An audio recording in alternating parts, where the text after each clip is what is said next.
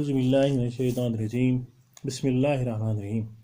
دانائے تعبیر داں حضرت ابن عباس رضی اللہ عنہ فرماتے ہیں، تعبیر خواب مشکل اور پیچیدہ علم ہے۔ تعبیر کرنے والا علم حساب، علم طب، علم لغات، علم قرآن اور علم حدیث کا ماہر ہونا چاہیے۔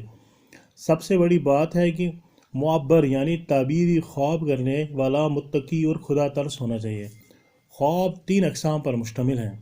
رؤیائے صادقہ، وہ سچے خواب جو عالم بالا سے منعکس ہوں۔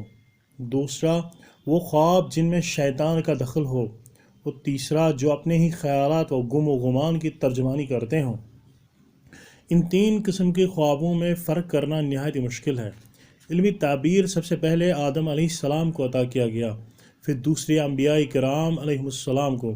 جناب یوسف صدیق علیہ السلام تو اس میں مہارت تامہ اور مکمل علم رکھتے تھے۔ جناب سرور کائنات صلی اللہ علیہ وسلم دوستوں سے خوابوں کے بارے میں دریافت فرماتے تھے۔ آپ صلی اللہ علیہ وسلم کا ارشاد ہے کہ خواب ایک پرندہ ہے اور اس کی جب تک تعبیر نہ کی جائے اڑتا ہی رہتا ہے، اور پھر خواب کی جیسی تعبیر کی جائے اسی صورت میں رنگ لاتا ہے۔ اس لیے خواب انہی کے سامنے کہنے چاہیے جو تعبیر کی صلاحیت و اہلیت رکھتے ہوں۔ خداوند کریم نے جناب مخدوم پاک علیہ الرحمہ کو اس علم سے بھی سرفراز فرمایا تھا، اور آپ جب خواب کی تعبیر بیان فرماتے تھے تو سننے والے تعبیر کو عملی صورت میں پا کر حیران رہ جاتے تھے۔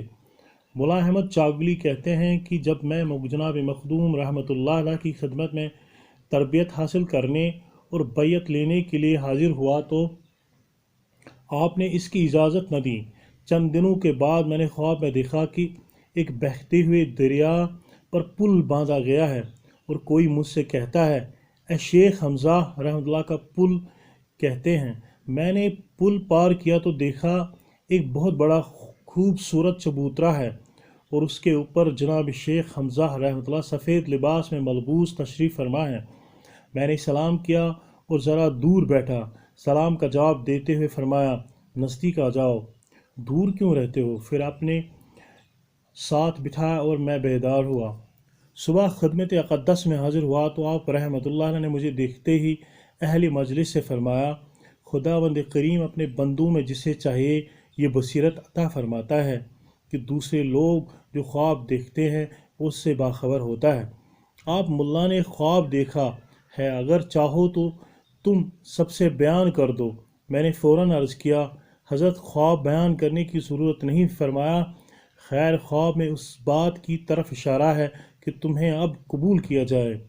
جاؤ، نہاد ہو کر آؤ اور توبہ کی نیت کر کے حاضر ہو جاؤ تاکہ تمہیں تلقین توبہ کروں۔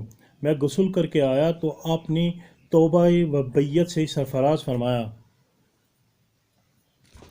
ایک دفعہ کوئی ہمہ بانڈی پورہ کا ایک آدمی جناب مخدوم پاک رحمۃ اللہ کا امتحان لینے کے لیے جھوٹا خواب بنا کے آیا۔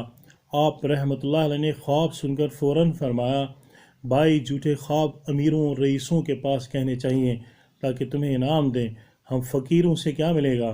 دوبارہ من گڑت خواب سے ہمارا امتحان نہیں لینا چاہیے۔